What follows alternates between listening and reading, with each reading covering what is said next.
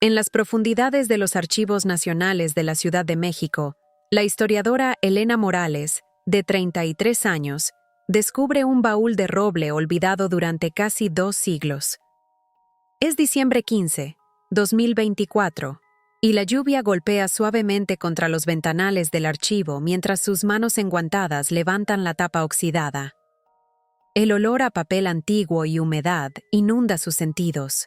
Entre documentos amarillentos y sellos oficiales descoloridos, sus dedos temblorosos extraen un diario encuadernado en cuero con las iniciales TA grabadas en su portada. Al abrirlo, un recorte de periódico de enero de 1848 cae sobre su regazo.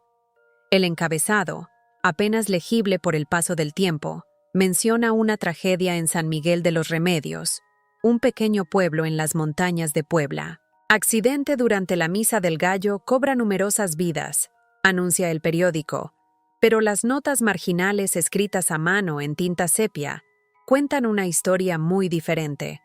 Fueron asesinados por el padre. El tesoro era real. Dios me perdone por mi silencio. Elena siente un escalofrío recorrer su espalda mientras lee estas palabras escritas hace 177 años. Si te intriga descubrir verdades ocultas como esta, te invito a seguir este relato donde revelaremos uno de los secretos más oscuros en la historia religiosa de México. San Miguel de los Remedios no aparece en los mapas modernos. Era un pueblo de montaña situado en la región central de Puebla, fundado por misioneros franciscanos a mediados del siglo XVI, como puesto avanzado para la evangelización de las comunidades indígenas locales. La iglesia principal, construida con piedra volcánica gris y decorada con elementos barrocos, dominaba el paisaje desde una colina que ofrecía vistas al valle circundante. Para 1847, el pueblo contaba con aproximadamente 200 habitantes, principalmente familias indígenas y mestizas dedicadas a la agricultura y artesanía. La parroquia era administrada por el padre Eusebio Monterrubio, un clérigo de 58 años originario de España que había llegado a México 20 años antes. Según los registros eclesiásticos de la diócesis de Puebla, Monterrubio era considerado un sacerdote estricto pero respetado, conocido por su erudición y su colección personal de libros sobre química y medicina, inusual para un párroco rural de la época. Los testimonios locales recopilados décadas después describen a Monterrubio como un hombre reservado, de complexión delgada, ojos penetrantes y manos siempre manchadas de tinta. Su sobrino, Tomás Aguirre, de 27 años, vivía con él en la casa parroquial, cumpliendo funciones de asistente y sacristán, aunque los rumores locales sugerían que el joven tenía problemas con la bebida y frecuentes deudas de juego en Puebla. El 24 de diciembre de 1847, el pueblo se preparaba para la tradicional Misa del Gallo, celebración nocturna que conmemoraba el nacimiento de Cristo. Las familias habían decorado la iglesia con velas, flores de Nochebuena y ramas de pino. La misa estaba programada para comenzar a las 11 de la noche, permitiendo a los fieles recibir la Navidad en comunión. 73 personas se reunieron esa noche en la iglesia, prácticamente todas las familias del centro del pueblo. Lo que nadie sabía era que esta sería la última celebración navideña para muchos de ellos. La primera señal de que algo inusual ocurría en la parroquia de San Miguel apareció meses antes del trágico evento. Mariana Vélez, cocinera ocasional de la casa parroquial, declaró posteriormente a su nieta, cuyo testimonio fue registrado en 1910, que desde septiembre de 1847 había notado cajas pesadas llegando desde Puebla. Según su relato, el padre Monterrubio y su sobrino pasaban largas horas en el sótano de la iglesia, un espacio normalmente utilizado para almacenar vino sacramental y objetos litúrgicos. El sacristán principal, Domingo Huerta, comentó a varios feligreses que había percibido olores extraños emanando del subsuelo, similares a los que producían los boticarios al mezclar sus medicinas. Cuando preguntó directamente al padre sobre estas actividades, Monterrubio respondió que estaba restaurando reliquias antiguas utilizando técnicas aprendidas en España. Esta explicación pareció satisfacer la curiosidad inicial. aunque algunos seguían intrigados por las frecuentes visitas de un comerciante de Veracruz, quien llegaba siempre al anochecer y partía antes del amanecer. En noviembre, apenas un mes antes de la tragedia, ocurrió un incidente que debería haber alertado a la comunidad. Durante una misa dominical, 2 niños que jugaban cerca de las rejillas de ventilación del suelo comenzaron a toser violentamente y experimentaron mareos. Sus padres los llevaron rápidamente fuera de la iglesia, donde se recuperaron al respirar aire fresco. El padre Monterrubio atribuyó el incidente a vapores de incienso concentrados y ordenó una limpieza de los conductos de ventilación. Nadie cuestionó esta explicación, pero a partir de ese día, el sacerdote comenzó a mantener cerradas las puertas de la iglesia fuera de los horarios de misa, algo inusual para una comunidad donde el templo tradicionalmente permanecía abierto como refugio y santuario. El día 24 amaneció despejado pero frío en las montañas de Puebla. La vida en el pueblo transcurría con la emoción propia de la víspera navideña. Las familias preparaban la cena tradicional, los niños ayudaban a decorar los pesebres y los jóvenes ensayaban villancicos para la misa nocturna. Testigos sobrevivientes recordarían años después que el padre Monterrubio parecía inusualmente generoso ese día, regalando pequeñas bolsas de dulces a los niños del pueblo y anunciando que la misa del gallo incluiría elementos especiales para celebrar el nacimiento del Salvador. Su sobrino Tomás fue visto cargando varios barriles pequeños hacia la iglesia durante la tarde, supuestamente conteniendo vino para la celebración y aceite para las lámparas. A las 10:30 de la noche, las familias comenzaron a llegar a la iglesia, vistiendo sus mejores ropas a pesar del frío intenso. Las mujeres llevaban rebozos de lana y los hombres ponchos tejidos localmente. Todos comentaban sobre la extraordinaria decoración del altar, con más velas de lo habitual y flores traídas especialmente desde tierras más cálidas. También notaron que las rejillas de ventilación del suelo, normalmente visibles, habían sido decoradas con guirnaldas de pino que ocultaban parcialmente su visión. El padre Monterrubio, vestido con sus mejores ornamentos litúrgicos, recibía personalmente a cada familia en la puerta, algo inusual que los feligreses interpretaron como un gesto especial por la festividad.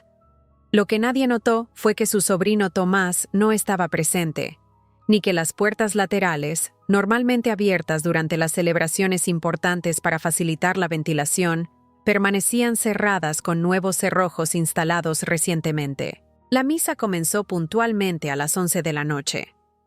Los testimonios de los sobrevivientes describen un inicio solemne y hermoso. El coro local interpretaba villancicos tradicionales, mientras el padre iniciaba las oraciones preliminares. Aproximadamente 20 minutos después del comienzo, durante la primera lectura bíblica, varios asistentes sentados en las bancas traseras notaron un olor dulce y ligeramente sulfúrico que parecía emanar de las rejillas del suelo. Inicialmente, nadie le dio importancia, asumiendo que era parte del incienso especial mencionado por el sacerdote. Sin embargo, a medida que la misa avanzaba hacia el ofertorio, alrededor de las 11:30, los primeros síntomas comenzaron a manifestarse. Carmen Rodríguez, una anciana sentada en la primera fila, comenzó a toser incontrolablemente. Casi simultáneamente, 2 niños en la sección central mostraron signos de mareo y dificultad para respirar. Sus padres intentaron llevarlos hacia la salida, solo para descubrir con horror que las puertas principales estaban ahora cerradas con cadenas que no estaban allí cuando entraron. El pánico comenzó a extenderse entre los asistentes cuando más personas empezaron a sentir los efectos del gas que ahora llenaba visiblemente el espacio con una niebla tenue. Los testimonios discrepan sobre las acciones exactas del padre Monterrubio en ese momento crítico. Algunos sobrevivientes afirmaron que inicialmente pareció tan sorprendido como el resto, mientras otros insistieron que se colocó un pañuelo sobre la boca y nariz con demasiada rapidez para hacer una reacción espontánea. Lo que es indiscutible es que minutos después, cuando el caos ya era generalizado, el sacerdote desapareció por la puerta de la sacristía, presuntamente para buscar ayuda, pero nunca regresó. La situación dentro de la iglesia se deterioró rápidamente. Miguel Vázquez, herrero del pueblo y uno de los hombres más fuertes de la comunidad, intentó forzar las puertas principales sin éxito. Para entonces, el humo o gas que emanaba del suelo había creado una densa niebla que dificultaba la visión y provocaba severos síntomas entre los asistentes. Los reportes médicos posteriores, aunque limitados por los conocimientos de la época, describieron efectos consistentes con exposición a vapores tóxicos, probablemente derivados de compuestos mercúricos y nitratos. Las víctimas experimentaron primero irritación en ojos y garganta, seguida por tos violenta, convulsiones y, en los casos más graves, parálisis respiratoria. En medio de esta confusión, Joaquín Méndez, sacristán auxiliar de 18 años, recordó la existencia de una pequeña ventana en la parte posterior de la sacristía, normalmente utilizada para ventilación. Con gran dificultad, debido a los efectos del gas, logró abrir esta ventana y comenzó a ayudar a los niños a escapar. Esta acción salvó numerosas vidas, pero el tamaño reducido de la abertura permitió la evacuación de solo una parte de los asistentes. Los últimos sobrevivientes en salir reportaron haber visto al menos 10 personas ya inmóviles en el suelo, mientras otros luchaban por mantenerse conscientes. Hacia la medianoche, aproximadamente 30 personas habían logrado escapar por la ventana. Los habitantes del pueblo que no habían asistido a la misa, alertados por los gritos, acudieron para ayudar, pero encontraron todas las entradas principales bloqueadas. Finalmente, Miguel Vázquez regresó con herramientas de su herrería y logró forzar una de las puertas laterales, permitiendo el rescate de algunos sobrevivientes adicionales que habían logrado refugiarse en áreas menos afectadas por el gas. Para cuando lograron entrar, el daño ya estaba hecho. 31 personas yacían sin vida en el suelo de la iglesia. Otras 42 sobrevivieron, aunque muchas con secuelas respiratorias permanentes. Del padre Monterrubio y su sobrino Tomás no había rastro alguno. La noticia de la tragedia se extendió rápidamente por la región, pero la respuesta oficial fue sorprendentemente limitada y controlada. El 27 de diciembre, apenas 3 días después del incidente, llegó a San Miguel una delegación encabezada por el capitán Ramón Solís, representante del gobierno estatal de Puebla, acompañado por 2 médicos militares y un enviado de la diócesis. Realizaron una inspección superficial, entrevistaron brevemente a algunos sobrevivientes y declararon oficialmente que la causa había sido un incendio accidental originado por velas caídas, que supuestamente generaron humo tóxico al quemar materiales de decoración. Esta explicación contradecía flagrantemente lo observado por los sobrevivientes, quienes insistían en que no hubo llamas visibles en ningún momento y que las puertas habían sido deliberadamente encadenadas desde el exterior. El informe oficial, sin embargo, fue respaldado por el Obispado de Puebla y las autoridades estatales. Las víctimas fueron enterradas apresuradamente en una fosa común, bendecida por un sacerdote enviado desde la ciudad, mientras los sobrevivientes recibían órdenes estrictas de no discutir los detalles del evento con forasteros. Un documento recientemente descubierto en los archivos militares de Puebla revela las verdaderas intenciones detrás de esta respuesta. En una carta fechada el 26 de diciembre de 1847, el gobernador de Puebla instruye al capitán Solís en estos términos: el incidente en San Miguel debe ser manejado con la máxima discreción. México se encuentra en una posición vulnerable tras la guerra con los Estados Unidos. Cualquier sugerencia de atrocidades en una iglesia podría desencadenar revueltas supersticiosas y desestabilizar aún más nuestra frágil nación. La investigación debe concluir en una semana con una explicación que no implique malicia deliberada. Los sobrevivientes deben ser compensados modestamente y reubicados si es necesario. Esta correspondencia confirma que desde el principio existió una conspiración institucional para ocultar la verdadera naturaleza de los hechos. El misterio del paradero del padre Monterrubio y su sobrino permaneció sin resolver durante casi 6 meses. En junio de 1848, Tomás Aguirre fue detenido en una taberna de Puebla tras un altercado donde exhibió monedas de oro español, una divisa poco común en la región en esa época. Las notas del interrogatorio, clasificadas y ocultas hasta 2012 cuando fueron descubiertas en un archivo militar olvidado, contienen revelaciones impactantes. Bajo intenso cuestionamiento, Aguirre confesó parcialmente su participación en los eventos de la Nochebuena. Según su testimonio, el padre Monterrubio había descubierto, a través de antiguos documentos franciscanos, la existencia de un tesoro escondido bajo el altar principal de la iglesia durante la época colonial. Este tesoro supuestamente incluía objetos religiosos de oro y plata, monedas y reliquias de valor incalculable. Para acceder a él sin despertar sospechas, el sacerdote había planificado durante meses una estrategia macabra. Utilizando sus conocimientos de química, adquiridos durante sus años en España y ampliados mediante libros científicos importados, Monterrubio había preparado compuestos químicos capaces de producir gases tóxicos. Aguirre confesó haber ayudado a su tío a instalar contenedores con estos compuestos bajo el piso de la iglesia, conectados a un mecanismo simple que liberaría los gases durante la misa. Su plan era incapacitar a los asistentes, asegurar las puertas, y posteriormente atribuir las muertes a un incendio que planearían provocar para eliminar evidencia. Sin embargo, según Aguirre, el plan no contemplaba tantas víctimas mortales. Mi tío solo quería que se desmayaran, no que murieran, afirmó durante el interrogatorio, aunque esta declaración contradice las acciones metódicas de encadenar las puertas. Respecto al paradero del sacerdote, Aguirre proporcionó información vaga, mencionando que habían planeado separarse después de extraer el tesoro. Monterrubio supuestamente se dirigiría a Veracruz para abordar un barco hacia España, mientras Tomás iría a la Ciudad de México.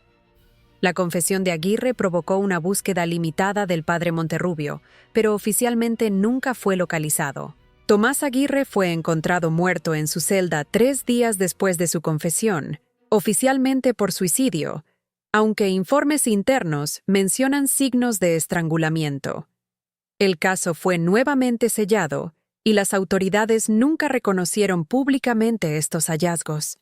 Durante las décadas siguientes, San Miguel de los Remedios fue gradualmente abandonado. Las familias sobrevivientes se reubicaron en pueblos cercanos, llevando consigo el trauma de lo vivido y transmitiendo oralmente la verdadera historia a sus descendientes. La iglesia permaneció en ruinas, considerada por los habitantes de la región como un lugar maldito que nadie se atrevía a visitar después del anochecer. Los registros eclesiásticos fueron modificados para minimizar la importancia de la parroquia y, eventualmente, San Miguel desapareció de los mapas oficiales. El silencio institucional sobre la tragedia fue casi completo. En los archivos diocesanos, el padre Monterrubio aparecía simplemente como desaparecido en circunstancias desconocidas, mientras que en documentos gubernamentales, el incidente era brevemente mencionado como un desafortunado incendio durante una celebración religiosa. Esta conspiración de silencio tuvo un profundo impacto en las familias afectadas. Los descendientes de las víctimas desarrollaron una desconfianza generacional hacia las autoridades eclesiásticas y gubernamentales. Las secuelas psicológicas se manifestaron en tradiciones familiares alteradas, como la negativa a asistir a misas nocturnas o celebrar la Navidad con los rituales tradicionales. Los sobrevivientes directos sufrieron pesadillas recurrentes y síntomas consistentes con lo que hoy conocemos como trastorno de estrés postraumático. Juana Martínez, una de las últimas sobrevivientes, quien falleció en 1920 a los 87 años, dejó un testimonio escrito que permaneció guardado en su familia hasta 2015. En sus memorias, describe cómo el olor a azufre la persiguió toda su vida, provocándole ataques de pánico instantáneos. También relata cómo muchos sobrevivientes desarrollaron una condición respiratoria crónica que los médicos de la época no pudieron explicar, probablemente causada por daño pulmonar permanente debido a la exposición a los gases tóxicos. Durante más de un siglo, la historia de la Misa del Gallo de 1847 permaneció como poco más que una leyenda local, mencionada en susurros por los descendientes de los sobrevivientes, pero ausente de los registros históricos oficiales. El primer intento serio de investigación ocurrió en 1978, cuando Manuel Vázquez, bisnieto del herrero que forzó la entrada para rescatar a los sobrevivientes, comenzó a recopilar testimonios familiares y buscar documentos relacionados con el incidente. Su búsqueda inicial encontró resistencia tanto de autoridades civiles como eclesiásticas, que insistían en que no existían registros significativos sobre un pueblo tan pequeño y remoto. Sin embargo, Vázquez persistió, visitando archivos en Puebla, Ciudad de México y hasta el Archivo de Indias en Sevilla, España. Su investigación de 3 décadas produjo hallazgos fragmentarios pero significativos, incluyendo registros parroquiales que confirmaban la existencia del padre Monterrubio y correspondencia administrativa que mencionaba indirectamente el incidente como un asunto sensible que requería discreción. La verdadera ruptura del muro de silencio ocurrió en 2010, cuando una reforma de transparencia en los archivos históricos nacionales permitió el acceso a documentos previamente clasificados del siglo XIX. Entre estos materiales, la historiadora Gabriela Herrera descubrió el informe militar original del capitán Ramón Solís, mucho más detallado que la versión publicada oficialmente. Este documento revelaba inconsistencias graves en la investigación inicial y mencionaba evidencia deliberadamente ignorada, como residuos químicos encontrados en el sistema de ventilación y marcas de herramientas en el altar que sugerían que alguien había intentado desplazarlo. El hallazgo más impactante fue una nota marginal escrita por el propio Solís, donde expresaba sus dudas personales sobre la versión oficial que se vio obligado a respaldar. Temo que estamos encubriendo un crimen atroz por conveniencia política. He visto los cuerpos y no muestran signos típicos de asfixia por humo. Algunos presentan heridas que sugieren que fueron atacados mientras estaban incapacitados. Que Dios perdone mi complicidad en este encubrimiento. El año 2023 marcó un punto de inflexión en la investigación del caso, cuando un terremoto de magnitud moderada afectó la región central de Puebla. Las autoridades realizaron evaluaciones de estabilidad en estructuras históricas, incluyendo las ruinas de la antigua iglesia de San Miguel de los Remedios, ahora apenas reconocibles y cubiertas parcialmente por vegetación. Durante estos trabajos, ingenieros descubrieron una anomalía bajo lo que había sido el altar principal. El análisis con radar de penetración terrestre reveló una cámara subterránea que no aparecía en ningún plano arquitectónico conocido. Con la autorización del Instituto Nacional de Antropología e Historia, se realizó una excavación controlada que expuso una cripta oculta. Lo que encontraron dentro conmocionó incluso a los investigadores más escépticos. La cámara contenía 17 cálices de plata del siglo XVII, aproximadamente 600 monedas de oro español, y varios cráneos con evidentes tonsuras franciscanas, sellados con cal. Este hallazgo confirmaba la existencia del tesoro mencionado en la confesión de Tomás Aguirre.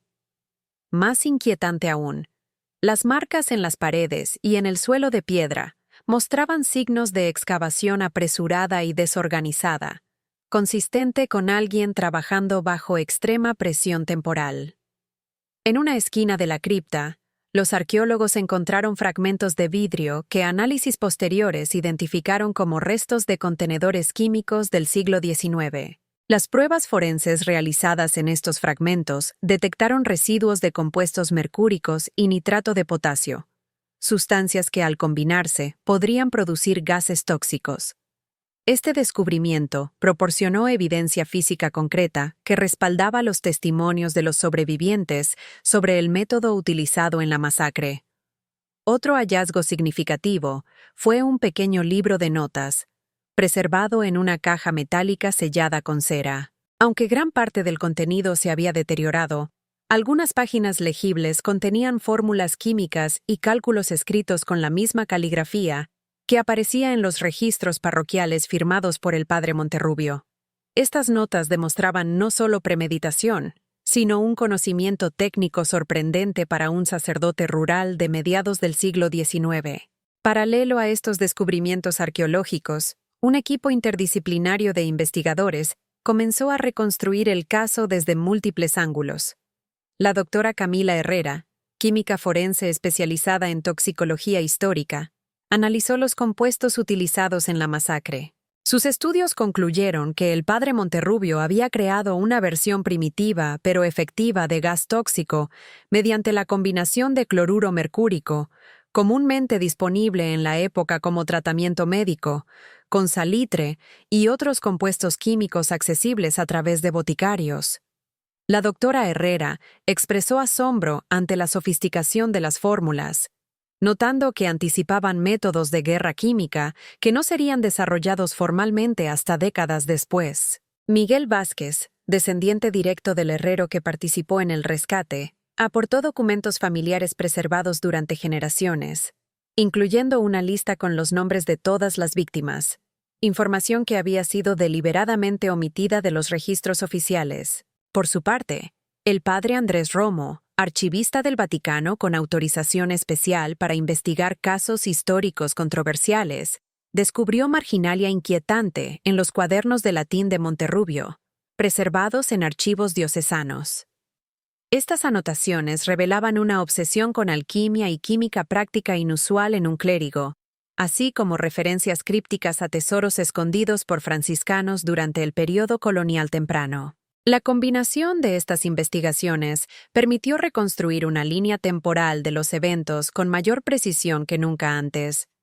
El padre Monterrubio había descubierto referencias al tesoro aproximadamente 2 años antes de la masacre, probablemente mientras catalogaba antiguos documentos parroquiales. Durante meses, realizó excavaciones discretas bajo el altar, confirmando la existencia del tesoro, pero encontrándose incapaz de acceder completamente a él, sin realizar trabajos mayores que resultarían evidentes para la comunidad.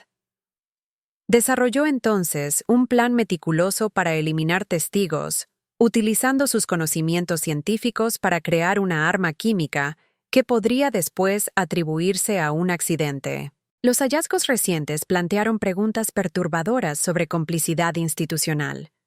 Entre los documentos desclasificados en 2022, aparecieron cartas intercambiadas entre el obispo de Puebla y autoridades gubernamentales en los meses posteriores a la tragedia. Estas comunicaciones revelaban conocimiento detallado de la verdadera naturaleza del crimen, muy diferente de la versión oficial de un accidente. Un memorándum particularmente inquietante, fechado febrero 12 de 1848, del obispo al gobernador estatal, mencionaba: «Nuestros enviados han seguido el rastro del padre E hasta Veracruz, donde abordó un barco hacia Cádiz. Considero prudente no continuar la persecución más allá de nuestras fronteras, pues cualquier proceso formal inevitablemente expondría detalles que podrían dañar gravemente la confianza del pueblo en nuestra institución. Recomiendo considerar este asunto concluido oficialmente. Los bienes recuperados han sido discretamente integrados al patrimonio diocesano sin registro documental».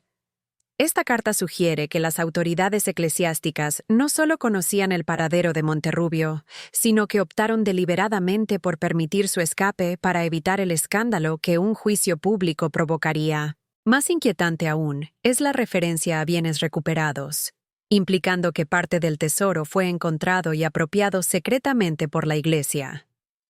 Esta evidencia de encubrimiento institucional ha generado demandas de justicia histórica por parte de los descendientes de las víctimas, quienes ahora exigen reconocimiento oficial, disculpas formales y compensación por el daño transgeneracional causado por el silenciamiento de la verdad durante casi 2 siglos.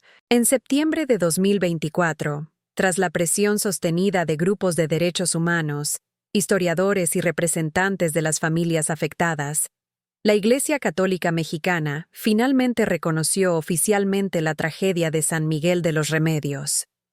En una ceremonia solemne realizada en la Catedral de Puebla, el obispo actual ofreció una disculpa pública por el papel de la institución, tanto en los eventos originales como en el subsecuente encubrimiento. También se anunció la creación de una comisión especial para continuar investigando los archivos eclesiásticos en busca de más información sobre el paradero final del padre Monterrubio y el destino completo del tesoro.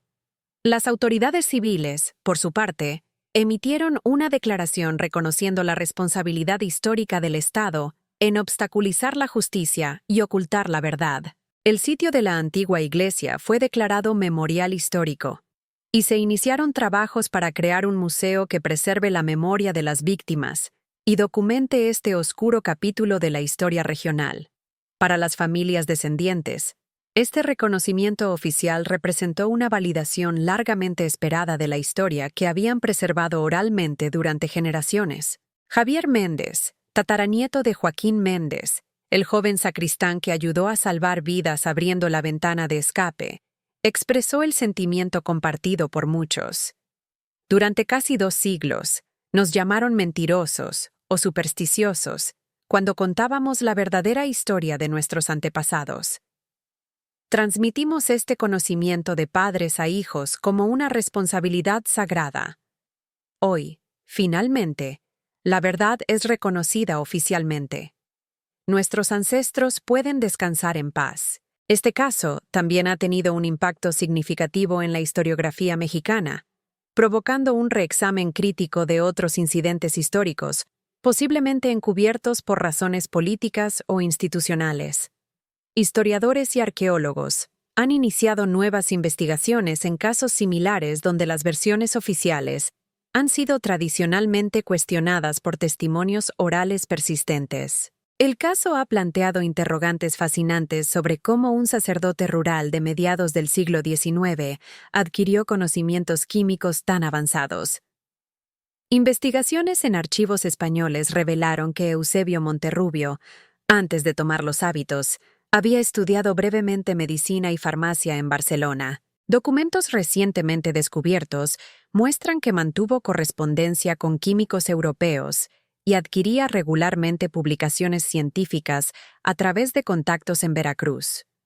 Esta faceta de Monterrubio como hombre de ciencia que utilizó sus conocimientos para fines criminales presenta un inquietante paralelismo con casos modernos de terrorismo químico. Expertos forenses que analizaron sus fórmulas quedaron impresionados por su sofisticación, señalando que su método para generar gases tóxicos mediante reacciones controladas anticipaba técnicas que no se utilizarían en conflictos armados hasta finales del siglo XIX.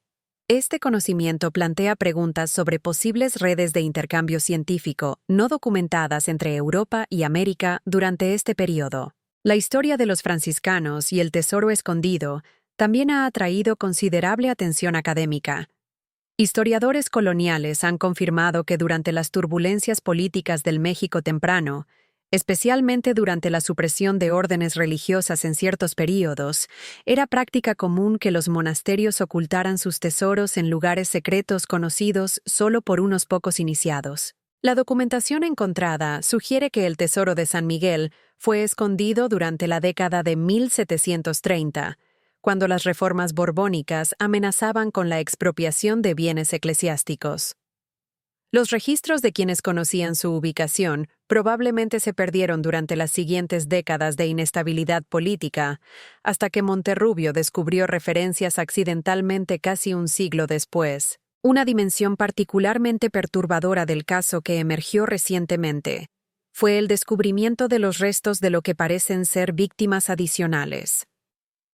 En noviembre de 2024, trabajos de restauración en el antiguo cementerio adyacente a las ruinas de la iglesia revelaron una fosa común no documentada conteniendo los restos de aproximadamente 12 individuos. Análisis forenses preliminares indicaron que estos cuerpos fueron enterrados aproximadamente en la misma época que la masacre de Nochebuena, pero mostraban signos de muerte diferente, incluyendo traumatismos craneales y heridas por arma blanca. Una hipótesis emergente sugiere que estas podrían ser víctimas previas de experimentos del padre Monterrubio, posiblemente viajeros solitarios o personas marginales cuya desaparición no generaría investigaciones significativas. Esta teoría se ve reforzada por entradas crípticas en su diario personal, referentes a ensayos y ajustes de fórmulas, así como por testimonios preservados de residentes ancianos que mencionaban ocasionales desapariciones de forasteros en los meses previos a la tragedia principal. El descubrimiento de estas víctimas adicionales ha amplificado las demandas de justicia histórica y planteado nuevas preguntas sobre la extensión real de los crímenes cometidos. También ha generado debate sobre cómo tales actividades pudieron ocurrir sin despertar sospechas significativas, señalando posiblemente a un fenómeno más amplio de complicidad pasiva o encubrimiento activo por parte de figuras de autoridad local. El 24 de diciembre de 2024, 177 años exactos después de la tragedia, se realizó una ceremonia conmemorativa en el sitio de la antigua iglesia de San Miguel de los Remedios. Los descendientes de las víctimas y sobrevivientes, junto con autoridades civiles y religiosas, se reunieron para inaugurar un memorial permanente. Una sencilla estructura de piedra, similar en forma a la iglesia original, pero con paredes deliberadamente incompletas que permiten el paso libre del aire y la luz, ahora marca el lugar. En su interior, placas de bronce registran los nombres de las 31 víctimas fatales, rescatados del olvido gracias a los registros familiares preservados durante generaciones.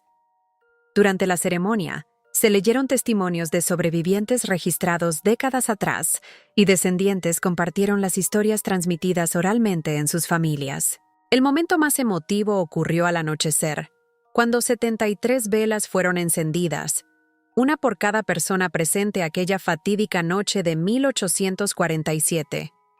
A diferencia de entonces, estas llamas simbolizaron luz, memoria y justicia, no destrucción y encubrimiento. Mientras las campanas recuperadas de las ruinas sonaban por primera vez en casi 2 siglos, los asistentes realizaron un minuto de silencio.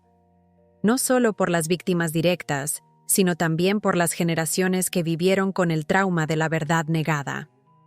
Este acto de conmemoración representó el cierre de un ciclo de silencio y olvido impuesto, pero también el comienzo de un nuevo capítulo de reconocimiento y sanación colectiva. La historia de la Misa del Gallo, de 1847, nos recuerda el terrible costo humano del silencio institucional y la complicidad ante el mal. Durante casi 2 siglos, las voces de 73 almas que buscaban comunión y celebración en una noche sagrada fueron silenciadas por conveniencia política y miedo al escándalo. Lo que hace esta historia particularmente impactante es la perversión de lo sagrado para fines profanos, la transformación de un espacio de refugio y comunidad en una trampa mortal, y el uso del conocimiento científico como arma contra los inocentes. Este caso también ilumina la extraordinaria resiliencia de la memoria colectiva. Cuando los documentos oficiales fallaron, cuando las instituciones eligieron el encubrimiento, fueron las tradiciones orales familiares las que preservaron la verdad, pasándola de generación en generación hasta que finalmente encontró validación. Mientras las campanas suenan nuevamente sobre las ruinas de San Miguel de los Remedios, nos recuerdan nuestra responsabilidad colectiva de escuchar las voces silenciadas por la historia oficial y buscar verdad y justicia, sin importar cuánto tiempo haya pasado. Las flores silvestres que ahora crecen entre las piedras de la antigua iglesia nos hablan de cómo la naturaleza eventualmente recubre las obras humanas, pero las historias de quienes pasaron por este mundo, sus sufrimientos y sus verdades, permanecen vivas mientras haya quienes se nieguen a olvidar.